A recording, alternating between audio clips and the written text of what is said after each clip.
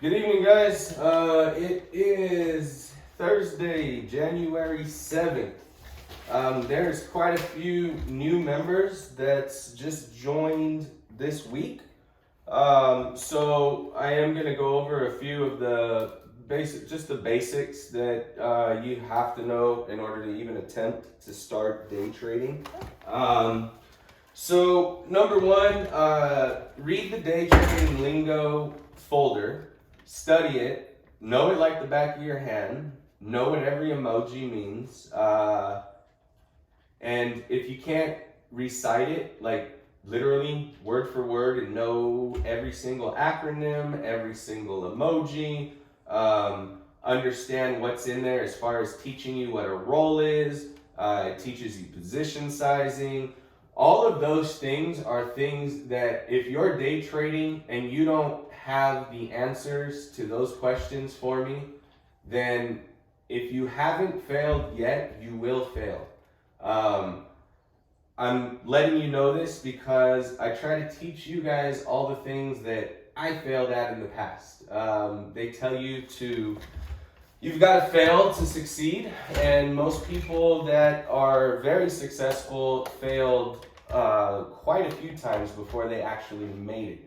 This took me a long time to finally get, and after strategizing my system about a year and a half ago, it's been incredible. We rarely lose. Since starting this service, I think there's been, if I'm not mistaken, I think there's been 36 trading days, and we've had 3 days that ended up in the negative. So that would be above a 90% win rate so far. On average, for the people that are new on here, we on average bag 100% winners per day. And that's not to just say that it's only 100%. Like today, I think I had 1,000%, 1,100% winner, a 500 and 700% winners. We had 6 to 8 plays, I can't even remember off the top of my head, that went over 100. So when I say we average 200% plays a day, all I mean is that we have 2 that go at least over 100. There will be days where we don't hit one. Since this service started, there's been 1, I believe. So don't think that we're going to destroy it every single day. That's the goal. But in day trading, you can only get what the market maker is going to give you. So if it's a day of consolidation and sideways trading, you are only hurting yourself if you're just going in just to make a trade. The worst thing that you can do is trade just to trade because you feel like you gotta be in a trade. You will end up losing in decay doing that over time, I promise you. So if there's no reason to be in the trade, if you don't see a setup, if you don't see volume in the play, if you're looking at the charts, if you're not using your notes to see what is it that we're looking for pre-market, know the levels, know the accelerators, know the beast mode numbers, and zero in on a couple plays. Don't try to keep up with me. If you want to try to keep up with me, do this for 2 years, talk to me. I teach people at my house. They come over here, they see what I do in the matrix over here. I call it the matrix, the war room.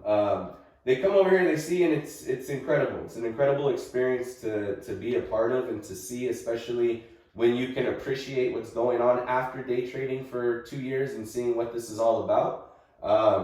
I'd be happy to do that for you. Anybody that's my member. I know that I'm probably not that close to too many people, but if you're anywhere near Austin and you want to learn with me and you've been in the service if you could just show me that you've been in the service for a year and that you've been successful at it, I promise you that I am not going to go and help somebody that can't show me that they've been successful in our program for a year, because there's absolutely no reason why you shouldn't be. So if you are, it means, again, going back to the beginning, you don't know the rules of the game and you are not practicing them. If you stick to the rules of the game that we set forth, you will not lose in the long run. You just won't. So playing things on your own, guys. I know a lot of people have started playing things on their own, and that's fine. I mean, that's your choice. That's your decision. I'm not your financial advisor. I'm just here to give you ideas and to try to teach you different strategies and learn how to diversify yourself while you invest. So that being said, two things. Number one, I have no problem when you guys ask me, hey, what do you think about this? If you want to ask me a question, there's a channel on there. Ask the 4xP Guru. Go on there, ask your question. I need you guys to understand a few things when you ask a question. I try to get back to your questions as relatively quick as possible, and I would like to think that there's not too many people that are better than me at getting back to people as soon as possible. Now, if for some reason you don't get your answer, please just remind me. I promise you that I will answer it. Obviously, you guys can see that are in the day trading channels, seconds matter.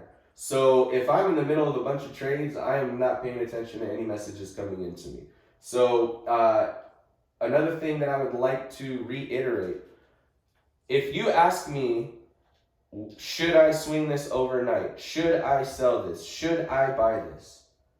I am no longer going to even respond to that question. I've been over it several times. I cannot answer that question. If you want my opinion on something, I will give you my opinion. Do not ask me if I should buy or sell. If you want my opinion on a play that you want to pick, I'm either going to give you my opinion or I'm going to tell you I know nothing about that stock. I'm not going to go and just tell you something that I know nothing about because that wouldn't be fair to you. And I don't like misleading people or lying to people and acting like I know something I don't. So please, guys, understand that. And please understand that I'm not your financial advisor. I'm here to teach you. I'm going to educate you guys as much as possible. I would like every single one of you to have all of the same skill set that I have, because I'm not a person that believes in holding things over people's head. I want everybody to know and have all the knowledge that I have. It doesn't hinder me for you to be as knowledgeable about the stock market as I am. It really only helps me. All you guys that are in the service, the more and more money that you grow, the more and more that we're going in on these plays together, we're moving the market. Guys, we're not even that big yet. Today, I witnessed us moving the market. I can't even remember off of the top of my head because we were so busy trading today. But there was one play where I told you guys there's a ton of volume in this thing. I'm going to go in and sweep it. I don't know why there's volume in there. And the stock, the equity, the underlying equity was dropping and continued to drop while I continued to buy calls and watch the calls rise and scalp them for a good amount of money. I don't remember. Maybe it was 25 to 50% in minutes. That just shows you what the power is when you have a bunch of people that have the same thought process and are buying the same calls or buying the same puts or buying the same equities. It is hard to move the market, so congratulations. We moved the market today. Anybody that got in on that call, I was buying monster contracts. Whenever I scalp something, guys, I want you to understand a few things too. To me, when I say scalp, I have one thing in mind: to get in and out as quick as humanly possible and leave a runner that is paid for. But on top of it, I better have pocketed money on top of that runner that I left paid for. So I go in extremely large when I scalp. I highly do not recommend anybody that is new or playing with a small account that they even attempt to do those type of plays. Here's the reason why I do them. It sounds crazy. It sounds risky. Well, I win those at about a 70. I'm going to have to redo the math. It used to be like a 70% rate. I think that's gone up to about an 80% rate on the fast money scalps. If I'm winning at an 80% rate and I'm usually hitting for anywhere from 20 to 60 to 100% on those, I'm going to lose 20% of the time. I know that going in. That's my risk. But I also, on these plays, I will not overstay my welcome. If you guys notice, when I go in on a scalp, as soon as it breaks above a support level, and I see that it holds, or that it's going to back test the support level, and I see that it back tested and curls, and I know it's going to go back up to go test the resistance level above. And I think that first part I said incorrectly about support. When it goes up, if I see it take out a resistance level, not a support level, a resistance level, and then I can see the continuation, that's when I get in on a scalp. Don't ever fight the tape, guys. Fight the tape means that you go in the opposite direction that the stock is currently moving. That is the most unintelligent idea that you can possibly have. Don't do it. Don't think that you could time the bottom either. You can't. I promise you. I can't. I got a good idea, but I could not tell you when the bottom is. I could tell you and I could guess when the bottom is. I promise you that you are not better than me at guessing the bottom. So don't even attempt to guess it. Play the levels. That is what they're there for.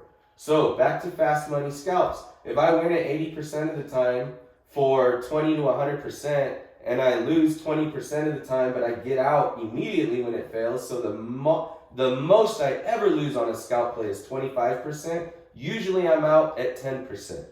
You guys do the math, and you guys understand why it's so effective. But again, this is for somebody that's going to play with a larger account, because you have to get in and out fast and then leave a couple runners for free. That way they can run on the house. And if they don't work out, who cares? The house paid for them. Plus, you already pocketed some money. We put out so many plays, usually, every day. There will come a day, and it might come soon, because this is when this is when volume starts thinning out this time of year. There will come a day where I don't make a single trade. I'm not going to make a trade just to make a trade. I make a trade because I have an edge. If you have no edge, then you have no reason to make the trade. I don't enter a trade other than a scalp unless I see that the trade has 500% potential. My goal is to hit 100% on every single one, plug out, progressively lock in my gains, and leave free runners. But again, I don't go into play unless I see a minimum of 500% potential in the play. So, for you guys that want to play on your own, understand, if you don't know the game as well as I do, I can promise you the majority of you on this call have no idea how to even figure out if something has the potential to hit 500%. So, that's the reason why I win at such a high rate. And that's juju that you just get by being in the stock market so long. That is not something that I can teach. That's something that you attain. There is a secret sauce to it. That's my secret sauce. I'm not going to give away. But like I said, if you're going to play on your own, all I can say is good luck, number one. Number two, do not forget to progressively lock in your gains. Number three, set the bar much lower than you do with me. You're going to get murdered if you go in there thinking that you're going to get 100% every time and not progressively lock in a gain until you hit it. I can promise you that. Don't have FOMO, guys. Don't have fear of missing out. If I put out a play and by the time you get to it, it's ran 20, 40, 60, 80, 100, 200%, don't go chasing it. Who cares if you guys know that I have the potential to hit 1,000+% on every single one? The odds are if you get in when it's already gone up 100%, you're not going to win. So don't go chasing. There is so many plays every day. Don't feel like you're going to miss out on a play. Now on the flip side, I will tell you that if you have the capability to stay home all day and day trade and you play every single trade that I play, then you're going to hit so many more big gainers just because the odds are with you. I don't hit 10,000% winners because I trade 3 times a day. That takes a lot of trading to give yourself those odds. Another thing that I would like to talk about is understanding when to cut the cord. You cannot stay in a play just because you're emotionally attached to the play and you've lost money and you think that you're going to get the money back if you stay there. You can't do that. Not only is it not smart because you're not using any factual evidence to stay in it, you're just guessing, but also you're going to sit in decay. Decay kills your option. The further along in the week that we are, the worse that the decay is. Decay is something that everybody needs to understand. If you don't understand decay, go watch a YouTube video about decay in options, decay in, let me take that back. Decay in weekly or daily options in the stock market.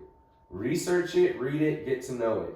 It will change your life in the day trading world. And the reason why is you learn the art of the roll. There's plenty of plays that I have got wrong. There's plenty of plays that I have mistimed. But I understand that if I did, I can accept and admit that I got it wrong, and I sell. I get out. Why am I going to sit there? Even if I lose 50%, who cares? You can never get back the money that you lost in a trade. But you can always cut the cord, reserve your capital, and re-enter the same play at a better entry. And off that same play with that half of the equity that you have now, the capital, can make even more than what you would have off of the full position. Because it's all about timing. So don't just stay in a play just because and give up your money. It's ridiculous. I'm going to pause for just a second. I need to grab some water. I'm sure most of you know I've got the Rona and it sucks. So give me like 1 whole minute to go grab the water. As soon as I get back, guys, during this minute, please think about any questions that you have. I'm more than halfway done, and then I'll continue.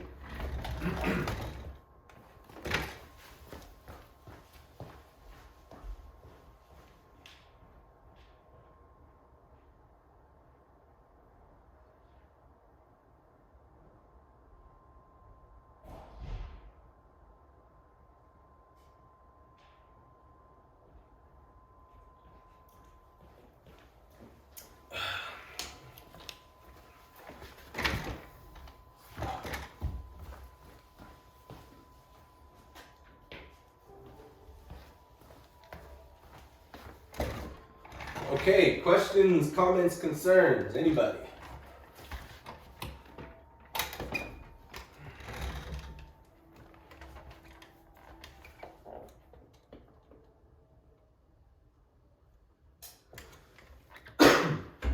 Okay, stock patterns. Yeah. Yeah, one quick question. Sure. It's something we all should really already know, but just to get some quick clarification and maybe some of the newbies. Sure. Resistance and support. Just what's the difference? Resistance is the top and support would be the bottom, technically, correct? Correct. That's all it is. So when something is heading downward in a downward trend, it's gonna go and test what's called the support level, because the reason why it's called the support level is we do our research to figure out the levels of where the most money is on the books for buys. So we know that at that level there's a lot of buy orders, so there's support there.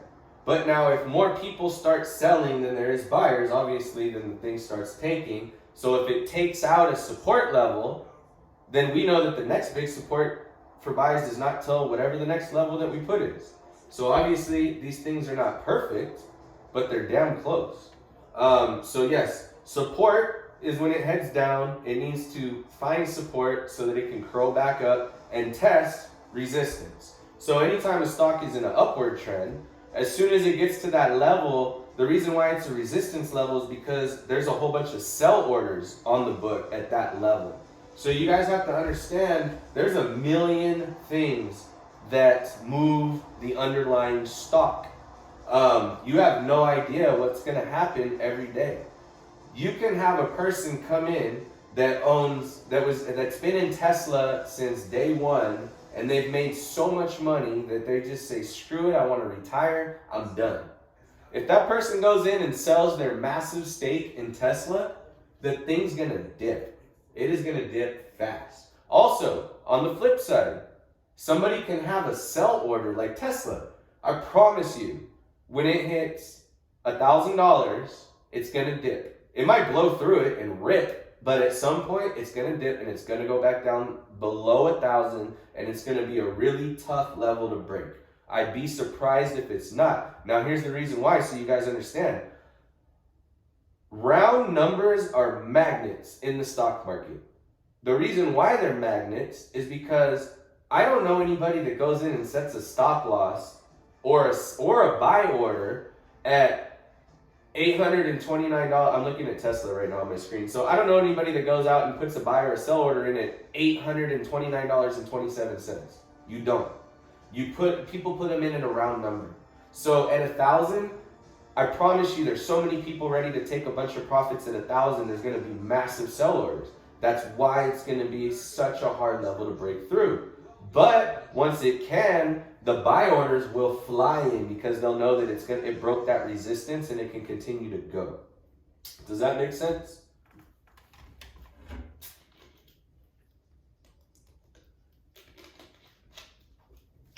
Yeah, that was wonderful. Thank you. Yep, not a problem. Anybody else got any questions? I'm going to continue on if not. So, stock patterns. I discussed this last week. Honestly, it's not imperative that you know that with the system that I teach. You can just use the levels and do just fine. But you're going to enhance your skills if you know stock patterns, and you're going to be able to learn how to scalp much, much better if you understand stock patterns. So somebody hit a link the other day that you could buy a chart on Amazon. Whoever that was, if you don't mind, just in the war room, put that link out again because there's a lot of new members here. I suggest to all of you that you go buy it, or if you want to just buy a little pamphlet book, that's fine too. But if you're sitting in your office day trading, get that big old poster and stick that sucker on the wall right in front of you. Get to know every pattern: rising wedge, falling wedge, a megaphone breakout, a double top, a double bottom. There's a golden cross. I mean, there's a million patterns. Not a million, that's an exaggeration. There's probably 20, maybe 30. There's some I've never even heard of, some wild ones. But get to know those, because when you see it setting up, like today, there was a pattern setting up for, I think it was snow, and I recognized the pattern, so I went in and I scalped the hell out of it, and it did exactly what I thought it was going to do. And then I rolled it all up, and now I got a big old play with snow that doesn't expire till next week. On 325s, I scalped them so hard that I made like $5,500 and still have like $5,500 more in equity with my runners on 325s next week, and also with all the 340s that I was able to purchase with it. So all the money that I made, I bagged half of it and stuck it in Bitcoin like I always do. And then the other half, I went and I rolled it out into more calls. I can't lose like that. It's impossible. Like right now, I just can't lose. I'm playing with house money. So learning how to roll is extremely important, and learning stock patterns, in my opinion, is very important. You can day trade without it, but it's only going to make you better. Why not learn it? Managing your positions and progressively locking in gains. Again, if you don't understand what progressively locking in gains is, please go read the day trading chart and the manual, and you will understand it.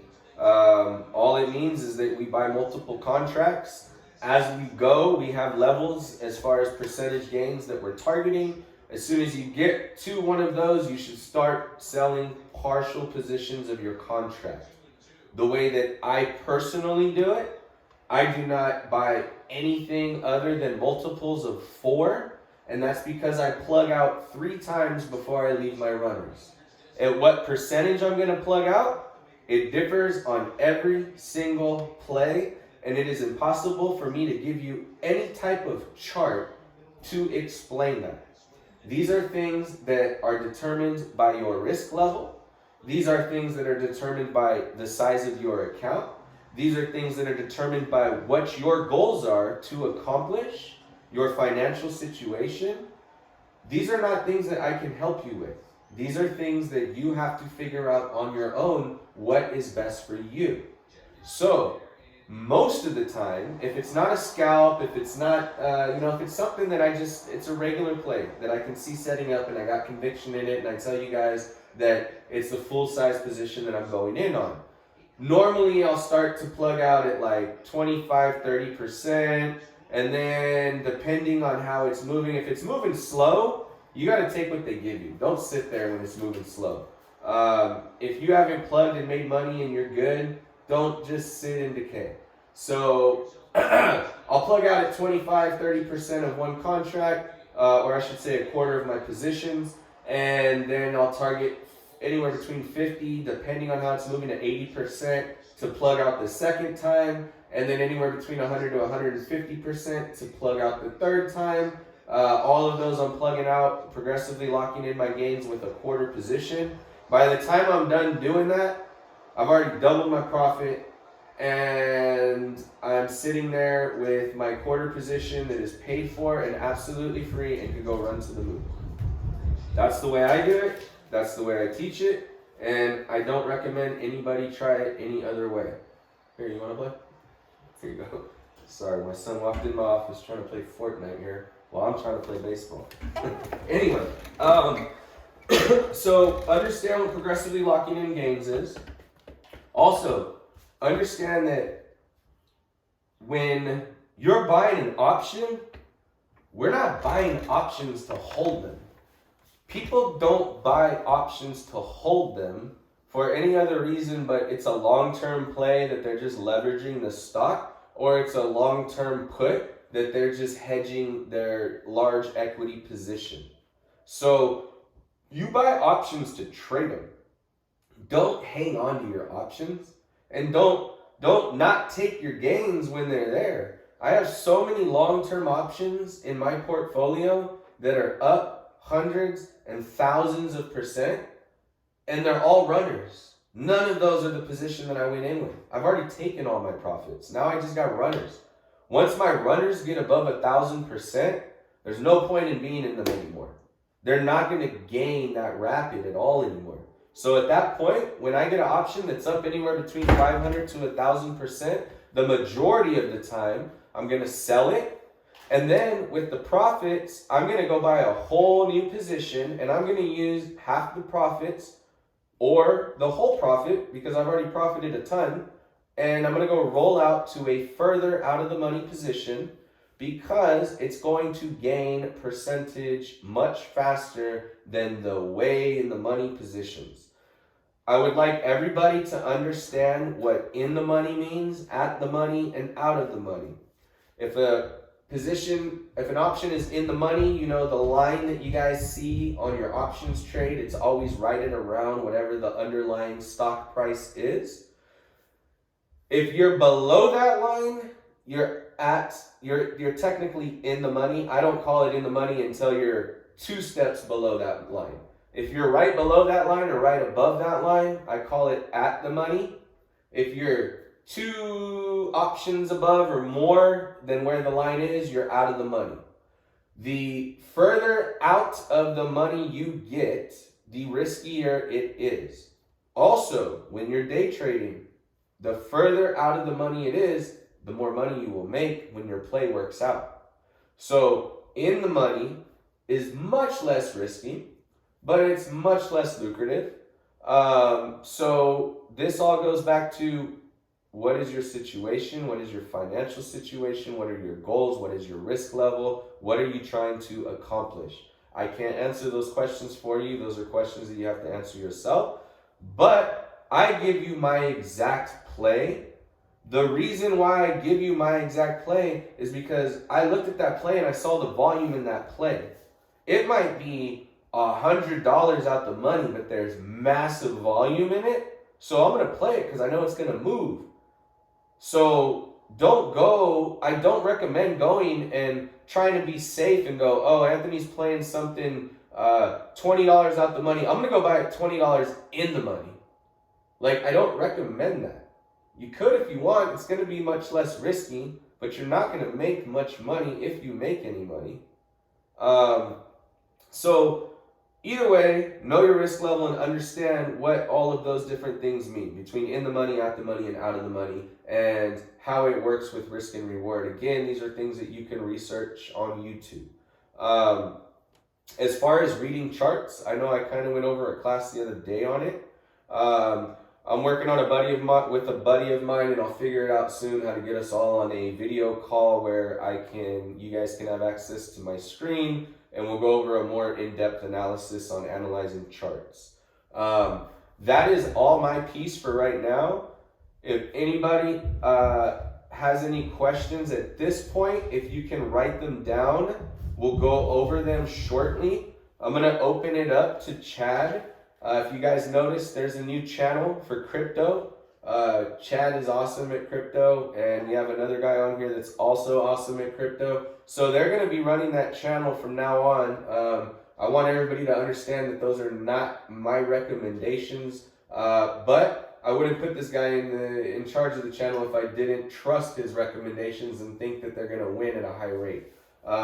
So the only thing that I know about in crypto is I know about Bitcoin and I know about Ethereum. And I can tell you from start to finish every single thing about them. Outside of Bitcoin and Ethereum, I am ignorant in the crypto world. And I've made a lot of money in crypto. I'll go in and buy obscure coins because it just seems like everything moves in crypto and the volatility is insane. So there's so much opportunity to make money in the crypto world. And one of these days, we're going to get into trading crypto futures. If you guys think the gains that we're making right now are insane, just wait until you see the gains you make on trading Bitcoin futures. Like the 10,000% winner that I hit like every quarter, well, you're going to see that more like every week. So we'll get there. That takes a lot bigger account, a lot more equity. We'll get you there. And when we do, we're going to start another channel that has futures trading on crypto. But with all that being said, Chad, go ahead and take the floor, man, and do what you got to do. I can hear you. Cool. Alright, cool. Appreciate that. I'm gonna put you on mute. I'm gonna put myself on mute real quick, but we can hear you. So first and foremost, I just want to thank Anthony for all his help, knowledge, and insight that he's given us, and everything that we've been blessed with so far. So we're off to a great start this year, 2021. The crypto market's just been booming all year round. And like he said, there's really no better time to get into it than right now. I know a lot of people still kind of think that they're getting in late because they see the price of Bitcoin or Ethereum. But, in the scheme of things, ultimately Bitcoin will peak at $1 million. So what's $40,000 in comparison to that, kind of puts it in perspective for you. But with that being said, at the time of speaking right now, looking at market, we're actually kind of seeing a bit of a correction. You'll see Bitcoin's trending right now at 37,500, and Ethereum's at 1121. So, okay, 4% change, not too bad. But that should stay pretty steady around there. But a lot of analysts right now are saying how undervalued Bitcoin still is. So the possible upside is enormous, and just the market in whole is really enormous right now for that. Another thing, Ethereum 2.0 was released early December. I think it was December 2nd. And they began doing a staking phase 0, which now allows you to stake in Ethereum. So with that being said, I think the minimum requirement is 32 Ether, I believe. And what it is it's kind of similar to Bitcoin mining in the fact that you use a similar utility to blockchain, and kind of similar to bonds in the respect that they're forcing you to hold on to this for an expiration. I think it's months to years maybe. But the rewards so far have been pretty great, and I know a lot of the earlier stakers I think have taken profits of Ethereum at 20%. I think it's now down to 7 or 5. But with that being said, check that out. If you're a pretty big holder of Ether, that's definitely something to look into. Hey Chad, can you explain? Because I'm really interested in that. So can you explain that a little bit more in depth how that works? Yeah, you know what? It's pretty new to me as well. I've kind of just been starting to do research on it. But let me see. I can pull something up really quick that I was kind of reading earlier. It's very interesting. Now I know, to have 32 Ether right now is quite a bit of a holding, so I know not a lot of people probably do have that. But that's just the start. This is another thing just like Bitcoin that's going to take off. So let me see see if I can find some more information for you, Anthony, real quick. Sure. I just want to understand. Like, I don't understand what exactly. I don't get it at all. Like, I don't. I'm ignorant to it. Like, I don't understand if I'm gonna what is it that I'm doing? Like, I'm gonna put up. So I'm gonna put up my ether. So I think it's actually 34. But I'm gonna put up 34 coins, and what am I like? What are they doing while I put them up? Are they still gaining, like, as far as the equity? Correct. Yeah. Okay. So the rewards that you will be getting are actual fractions of Ethereum. So you can take fractions of Ethereum, and I'm not sure what the ratio is right now. Like I said, I have to look into that a little bit more. So hold on, they're just giving you more Ethereum just for holding it in there, is what you're saying? Correct, but what you're going to actually be doing is basically running a service. You're going to be, let me see kind of what they're talking about more. Basically, they're saying that you're going to help secure the network and earn rewards in the process. So it's going to be kind of like mining in the respect that, you know, you're going to have a PC running pretty much 24/7 until the expiration, you know, of this utility. But you know, looks like it's been happening since early December. They started, the early stakers had a 20% stake per Ethereum, which is really nice. Huge.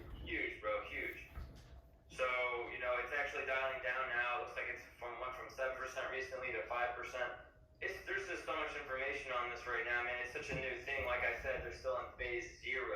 So is it you're thinking, to me it sounds kind of like Bitcoin mining because of the fact that you said it started at like 20%, now it's down, and then it went 7 and 5. It sounds like the halving. You got it, brother. Okay. You got it. So what they're doing is they're kind of dialing down their, you know, what they're giving everybody based off the volume in there. So, you know, if you could get in early enough, you could get a nice stake in there for a decent expiration date. I mean, if you have, and I'm looking at it now, Anthony, it's 32 Ethereum. Okay. To activate the validator software. Now the software sounds like it's proof of stake. Okay.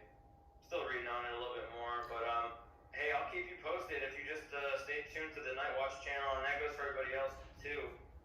If you have anything to add, if you do your own research, which I highly recommend, please add value. You know, it's what we're talking about too, because it's always good to have another set of eyes on this.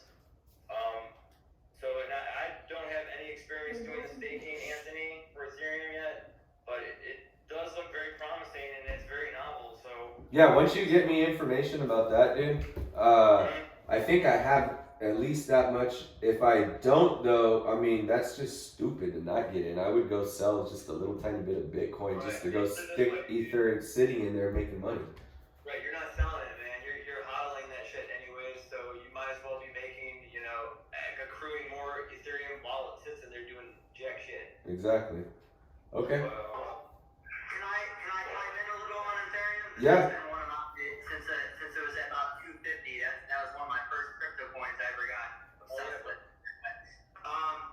But it is really hard to explain exactly what Ethereum 2.0 and the stakeholder is going for, but if you do some research on their business, or what Ethereum is they're going away from what proof of work is. You'd have to really look up the definition. I'm still kind of mastering what that really means. But basically, it's mining in a sense, right? So what you're doing is you're putting in 32 Ethereum in a sense to be rewarded for the process of mining in the future through a entity that isn't called proof of work in a sense. It's more futuristic, I guess, would be a way to put it. They're moving away from the general population of how industrial mining would work in a sense. It's kind of really hard to explain, but basically what you're doing is you're putting a stakehold in to help the business grow to go to a more blockchain type of reality, I guess, would be a way. So what do the expiration dates have to do with anything though? Like you just go in and they just, is it just you have to have it in there that long? I mean, is that all it means? Yeah, because what you're doing is, I think it's, if you disconnect your PC, your connectivity, you're going to end up losing rewards is what they're saying for it. And on top of that, I believe the blockchain technology that they use has to be pretty consistent. So, you know, just by severing your connection online, I think kind of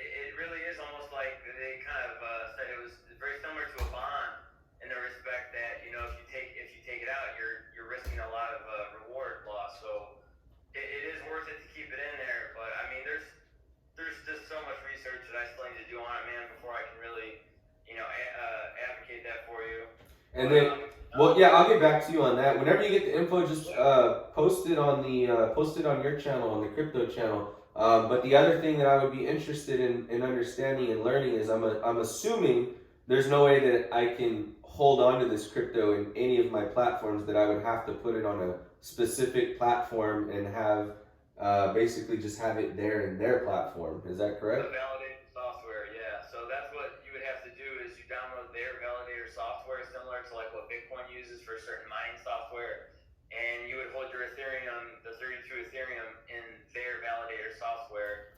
And with your Ethereum, I mean, that's what you're staking. You know, you're putting your 32 at stake. So by doing that, you're gaining reward for it. And you know, they're saying too, it's not. I mean, it's not all reward. Like if the Ethereum value were to actually decrease, I believe that you could actually lose in it too, but I mean, to the extent I'm not really sure yet. Like I said, there's a lot of research that needs to be done. Okay. I mean, but either way, man, that's freaking amazing information. So whenever you get more, I'll be the first one signing up for that program. You got it, bro. Yeah, like you said, Chad, you would lose, but you wouldn't. Essentially, you're still winning because you're gaining shares because you're tied into the contract, but you're losing value on them in a sense if it went down. But there is pretty low risk of it actually going down, in my opinion. I think it's something. That's what I've learned about it so far too. Is it's very, very, very low risk, and so far, I mean, I can only imagine the people who have held it, you know, early enough to have 20% stake. Dude, they're fucking, they're running to the bank right now, man. Nice. Anything else to go over, Chad?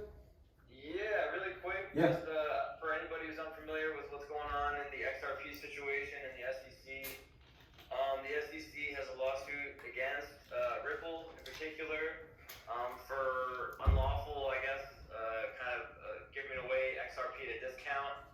And so, you know, before, I think the trial is due in early February, so it'll be interesting to see kind of where it goes from there. But if they do pursue that and the trial, and it does they end up having allegations against Ripple, they already plan to move the headquarters from the United States to Japan, and Japan already has told us that they don't plan on making, XRP a security. So I believe in the long run, XRP will prevail. It's just going to take a long time for it to really kind of rekindle what it had before. And I think it's a lot more of the confidence that people are going to need in it as well. So it'll be interesting to keep an eye on it in the next few days and just in a few months as well to see where it goes from here. But that's all I got for now, man. So take it away. Cool. And I'll give you guys a little tidbit of information. I've been buying the crap out of XRP because I fully believe that it's gonna like skyrocket when this stuff is over. And it doesn't matter, like you just said, I knew that same information that you just said. So it doesn't matter what the outcome of this is. This is just a time issue. That's my opinion anyway. So anyway, we are done, guys. I can stick around if anybody wants to talk about anything. Let me know. Now's the time, guys. I have one question. You don't have to go too intense in it, but what's your best recommendation for understanding and learning levels? There's no recommendation, dude. There's no learning. It's a number. It's a number on a piece of paper. That's all you need to know. All you need to know is that's your level. When it gets to that level, it's either gonna hold there, and if it does hold there, then it's gonna curl back up. And if it doesn't hold there, then it's gonna attempt to gap down to the next level that's on there.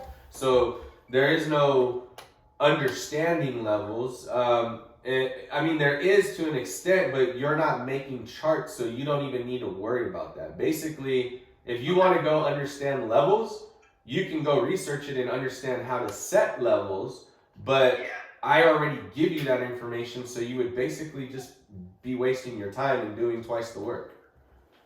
Okay, no, I understand. I guess I really meant more like, when you look for entry points and things like that, I guess, your levels is what you're explaining. I didn't know if that has to do with reading Fibonacci charts or whatnot. I'm just trying to learn from a broader perspective too as well. That's why I asked the question. Okay, no problem.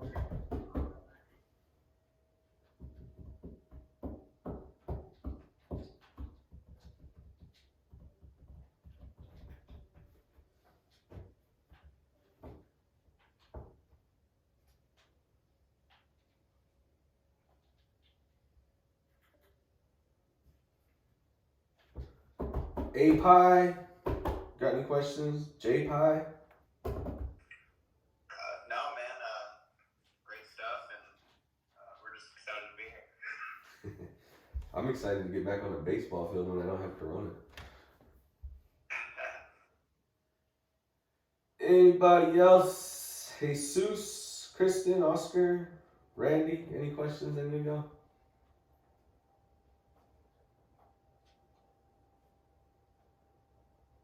Nope. All right. Well, you guys have a beautiful, blessed evening. We will be on crypto chat all night tonight.